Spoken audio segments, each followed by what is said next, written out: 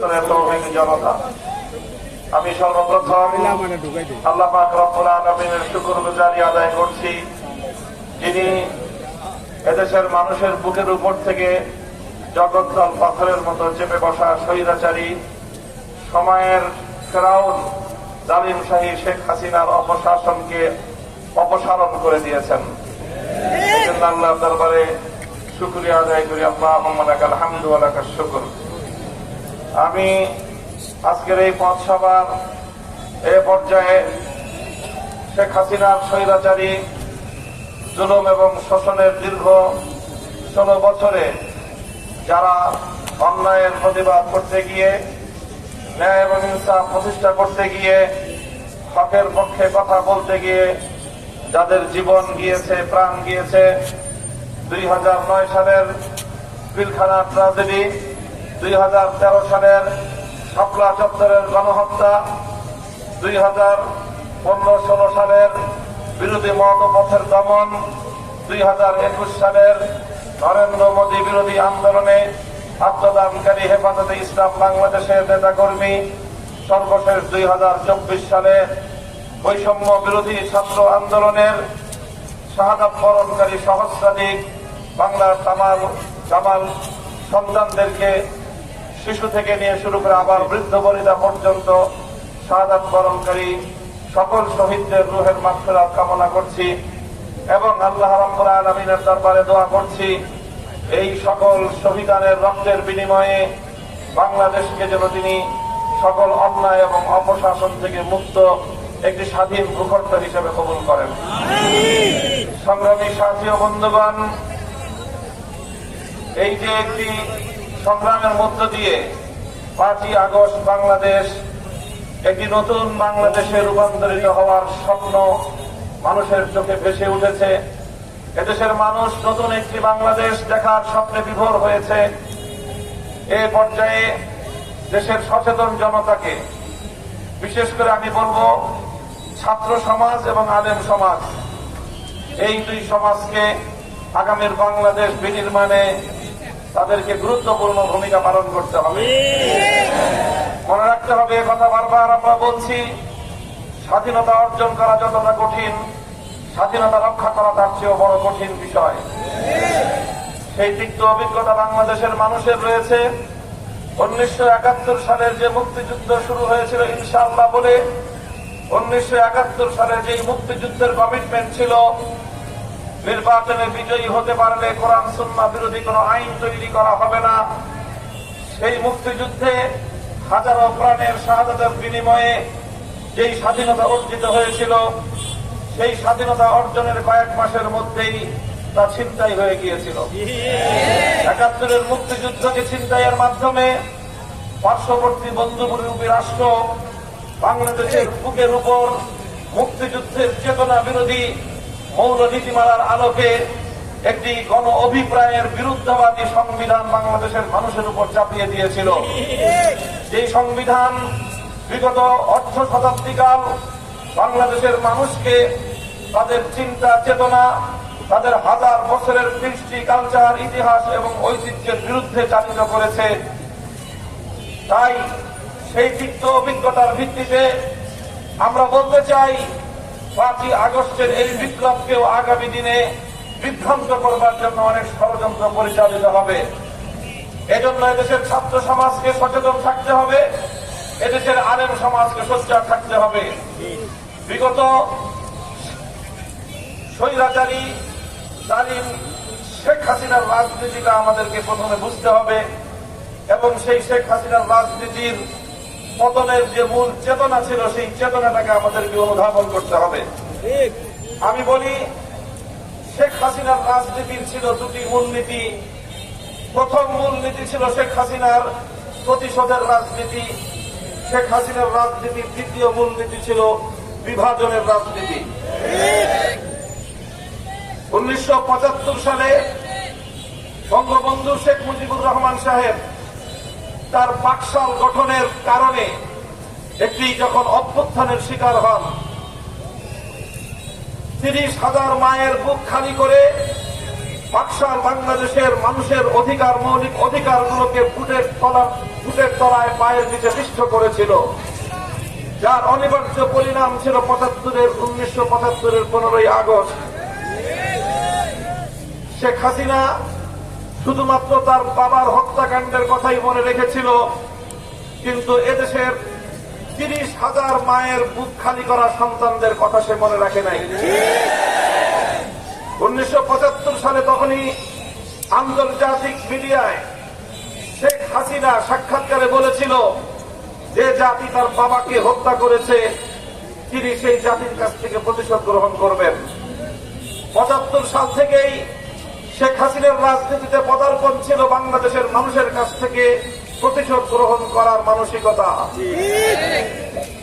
1975 সালের 15ই আগস্ট থেকে 2024 সালের 5ই আগস্ট পর্যন্ত 50 বছর শেখ হাসিনা রাজনীতি করেছে বাংলাদেশের মানুষের কাছ থেকে প্রতিশোধ গ্রহণ করার রাজনীতি। এদেশের মানুষকে কিভাবে দাবায় রাখা যায়, এদেশের মানুষকে কিভাবে ছোট করা যায়, এদেশটাকে কিভাবে পরদেশের অন্য বিদেশি আরেকটি রাষ্ট্রের গোলামে রূপান্তরিত করা যায়, এটাই ছিল বাংলাদেশ শেখ হাসিনার রাজনীতির মূল কথা। এই জন্য দেশটাকে তলাবিহীন ঝুলিতে রূপান্তরিত করবার জন্য মেগা প্রজেক্টের নামে মেগা দুর্নীতি করে লক্ষ লক্ষ কোটি টাকা বাংলাদেশ থেকে সরিয়ে নিয়ে গিয়েছে। বাংলাদেশের রেমিটেন্স যোদ্ধারা মাথার ঘাম পায়ে ফেলে সারা বিশ্ব থেকে তারা রেমিটেন্স পাঠায়। এদেশের প্রাইভেট সেক্টরের ব্যবসায়ীরা তারা কষ্ট করে দেশ থেকে উৎপাদন করে বিদেশি রেমিটেন্স তারা দেশে আনে, বিদেশি মুদ্রা তারা বাংলাদেশে আনে, আর সেই টাকা দিয়ে বাংলাদেশ যতটুকু উন্নতির দিকে যায় শেখ হাসিনার সরকার বিগত 15 বছর ধরে সেই সমস্ত টাকা অবাধে লুটপাট করেছে। এটা করেছে শুধু টাকা লুটপাট করার জন্য না, একটা মানুষের আর একটা পরিবারের কত টাকা লাগে এটা করেছে বাংলাদেশের মানুষের কাছ থেকে প্রতিশোধ গ্রহণ করার জন্য। এদেশের মানুষ যেন মাথা উঁচু করে দাঁড়াতে না পারে, এদেশের মানুষ যেন বিশ্ব দরবারে স্বকীয়তা নিয়ে, নিজস্ব আইডেন্টিটি নিয়ে বিশ্ব দরবারে যেন মাথা উঁচু করে দাঁড়াতে না পারে, এই জন্য চিরকুয়ারি মুখ্যমন্ত্রী বাংলাদেশটাকে ভারতের সেবা দাসে পরিণত করতে চেয়েছিল। এটা ছিল শেখ হাসিনার প্রতিশোধের রাজনীতি। আর এই প্রতিশোধ গ্রহণ করার জন্য শেখ হাসিনার মূল পলিসি ছিল ডিভাইড অ্যান্ড রুল। সেই ব্রিটিশদের কুখ্যাত নীতি ভাগ করো আর শাসন করো, এই নীতিতে পরিচালিত হয়ে বাংলাদেশের মানুষকে কখনো সে ঐক্যবদ্ধ হতে দেয়নি। সে একটি ধোঁয়া তুলে বাংলাদেশের জনগণকে দুইটা পক্ষে ভাগ করে সবসময় একটা সংঘাত বাঁধিয়ে রেখেছে। এইভাবেই শেখ হাসিনা বাংলাদেশটাকে শোষণ করেছে, জুলুম করেছে, অন্যায় করেছে। হাতুড়ি লীগ করেছে, হেলমেট লীগ তৈরি করেছে। 1971-এর আগে যেভাবে বাংলাদেশে মুসলিম লীগের লোকেরা এদেশের মানুষের উপর যে অন্যায় অত্যাচার করেছে তার চেয়ে শতগুণ বেশি সেই মুসলিম লীগের অনুসারী, মুসলিম লীগের পরবর্তী প্রজন্ম আওয়ামী লীগ, একই লীগ, এই লিগাররা বাংলাদেশের মানুষকে অতিষ্ঠ করে তুলেছে, সন্ত্রাসের জনপদে রূপান্তরিত করেছে, বাংলাদেশটাকে একটি মৃত্যু পরিণত করেছিল। আর মুক্তিযুদ্ধের পক্ষ আর বিপক্ষ শক্তি বলে বাংলাদেশটাকে বিভক্ত করে এদেশের এক শ্রেণীর মানুষকে আরেক শ্রেণীর মানুষের উপর সে চাপিয়ে দিয়েছিল। এই ছিল শেখ হাসিনার রাজনীতি। এই রাজনীতির বলি হয়েছে এদেশের হাজারো মায়ের সন্তান। এরপরে আল্লাহ পাক সময় আনলেন, এদেশের মানুষের ভাগ্য সুপ্রসন্ন করলেন, এদেশের ছাত্র জনতা জেগে উঠল। তারা সর্বপ্রথম বৈষম্যের বিভেদের দেয়ালগুলো ভেঙে গুড়িয়ে দিল। তারা রাজপথে একটি ঐতিহাসিক ঐক্যের সূচনা করল।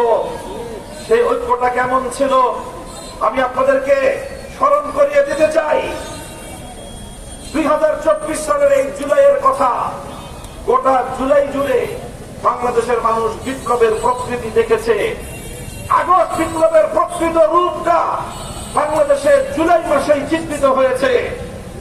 জুলাই মাসে আমরা দেখেছি আমাদের সন্তানেরা বিভিন্ন শিক্ষাঙ্গন থেকে বেরিয়ে আসছে, স্কুল থেকে ছেলেরা আসছে, কলেজ ইউনিভার্সিটি থেকে আমার সন্তানরা এসেছে, মাদ্রাসাগুলো থেকে বাদ ভাঙ্গা জোয়ারের মতো আমার সন্তানরা একই সারিতে দাঁড়িয়ে টেকনাফ থেকে তেঁতুলিয়া পর্যন্ত সকল বিপদের দেয়াল ভেঙে গুড়িয়ে দিয়ে ছাত্র জনতা ঐতিহাসিক ঐক্যের বীজ রচনা করেছিল।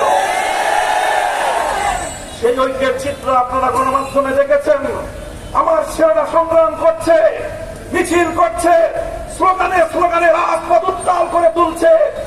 আজানের সময় হলো, সঙ্গে সঙ্গে একজন ভার্সিটির ছাত্র আল্লাহু আকবার আজান দিল, আরেকটা কলেজের ছাত্র সামনে দাঁড়িয়ে ইমামতি করলো। যে রাজপথে তারা সংগ্রাম করেছিল, সে রাজপথের উত্তপ্ত পিচকে তারা জায়নামাজ বানিয়ে আল্লাহ দরবারে তারা চেষ্টা দিয়ে পড়েছিল। এটাই ছিল আগস্ট বিপ্লবের চেতনার মূল প্রেরণা, এটাই ছিল আগস্ট বিপ্লবের মূল শক্তি। এই শক্তিকে যদি কেউ ধ্বংস করতে চায়, এই বিপ্লব থেকে যদি কেউ আল্লাহর নামকে মাইনাস করতে চায়, আবার তাদের বিরুদ্ধে গর্জে উঠতে হবে।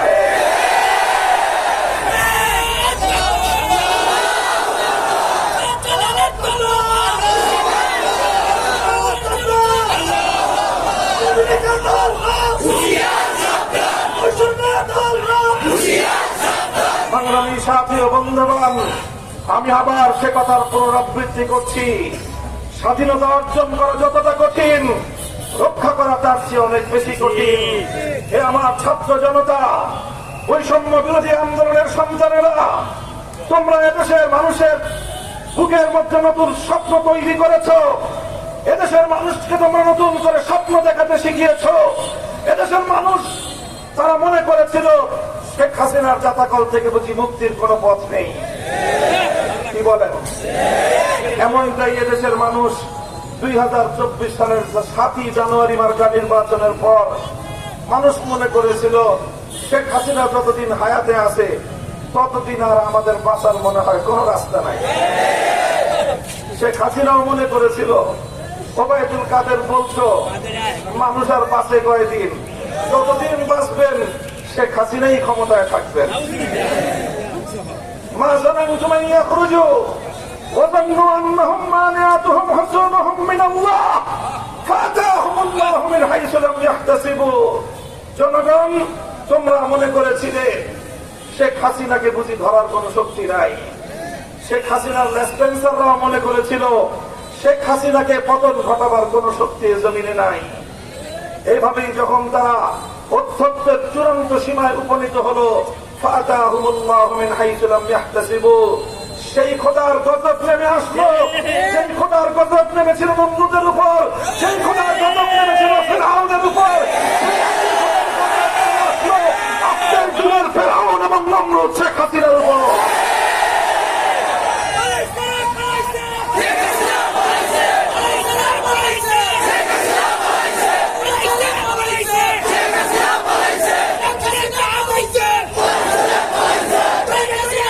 আগামী দিনে যারা রাষ্ট্র এবং রাজনীতি নিয়ে কাজ করতে চান, আমি আপনাদের ভাই হিসেবে সকলকে আমি এই কথাটুকু স্মরণ করিয়ে রাখতে চাই। আগামী দিনে মনে রাখবেন, এই মহাবিশ্বের মধ্যে আমার আল্লাহ ছাড়া আর কোন পরাক্রমশালী নাই, আর কোন পরাক্রমশালী নাই।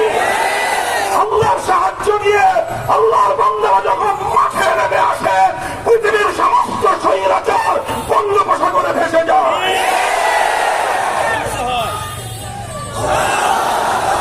সংগ্রামী সাথী ও বন্ধুগণ, কাজেই আমরা স্পষ্ট ভাষায় বলতে চাই, আমরা একটি সুন্দর বৈষম্যহীন ইনসাফের বাংলাদেশ দেখতে চাই। চাঁদাবাজি মুক্ত, সন্ত্রাস মুক্ত একটি নিরাপদ জনপদ আমরা দেখতে চাই। যারা সেই নিরাপদ, একটি নির্বিঘ্ন, একটি বৈষম্যহীন বাংলাদেশ গড়তে চায়, আমরা তাদের সাথে আছি। হাতে হাত রেখে একটি নতুন বাংলাদেশ গড়বার যুদ্ধে আমরা মাঠে আছি। এই যে আমরা মাঠে নেমেছি, ইনশাআল্লাহ আমাদের মঞ্জিল পর্যন্ত না পৌঁছে আমরা ক্ষান্ত হব না। সংগ্রামী সাথী ও বন্ধুগণ, আপনারা এভাবেই এ সংগ্রামকে অব্যাহত রাখবেন, সংগ্রামকে অব্যাহত রাখবেন। বাংলাদেশকে সেই ৭২ সালের চেতনায় নয়, বাংলাদেশকে ৭২ সালের চেতনায় নয়, এদেশের বাংলাদেশকে করতে হবে ১০০০ বছরের জাতিসত্তার চেতনায়। আমি আপনাদেরকে আরেকটি কথা বলি, এটাই আমার সর্বশেষ বক্তব্য আজকে। এই বাংলাদেশ, এই জাতিসত্তা তৈরি হয়েছে তিনটি আধিপত্যবাদ বিরোধী শক্তির বিরুদ্ধে সংগ্রাম করে। আমাদের প্রথম লড়াই করতে হয়েছিল ব্রিটিশ বেনিয়ার সাম্রাজ্যবাদী শক্তির বিরুদ্ধে। আমাদের দ্বিতীয় লড়াই লড়তে হয়েছিল বঙ্গভঙ্গ রাজের নামধারী রবীন্দ্রনাথ ঠাকুরদের নেতৃত্বে পরিচালিত পূর্ব বাংলার মুসলিম জাতিসত্তার উত্থানের বিরুদ্ধে ষড়যন্ত্রকারী সাম্রাজ্যবাদী শক্তির বিরুদ্ধে। এরপর আমাদের তৃতীয় সংগ্রাম ছিল পশ্চিম পাকিস্তানি খান পাঠানদের বিরুদ্ধে। আমরা খান পাঠানদের দৌরাত্ম্য মানি নাই, আমরা দাদা বাবুদের আধিপত্য মানি নাই, আমরা ইংরেজ লাল বেনিয়াদের আধিপত্য মানি নাই। সেই বাংলাদেশ আজকের এই মুসলিম বাংলাদেশ। এদেশে জাতি ধর্ম বর্ণ নির্বিশেষে সকলেই নিরাপত্তা পাবে, সকলেই যার যার ধর্মীয় অধিকার ভোগ করবে। প্রত্যেকটি হিন্দু, প্রত্যেকজন বৌদ্ধ খ্রিস্টান নিজ নিজ উপাসনালয়ে স্বাধীনভাবে তারা তাদের ধর্মীয় স্বাধীনতা ভোগ করবে। হিন্দুরা যত ইচ্ছা তাদের মন্দিরে মূর্তি নির্মাণ করবে, হিন্দুরা যত ইচ্ছা তাদের মন্দিরে মূর্তি নির্মাণ করবে, কিন্তু মুসলিম বাংলার কোন জাতীয় স্থাপনায় ভাস্কর্যের নামে আর কোন মূর্তি তৈরি হবে না। যদি আবার মূর্তি বানাতে আসে, সে মূর্তির গলায় দড়ি বেঁধে আবার বুড়ি বাংলায় পাঠানো হবে।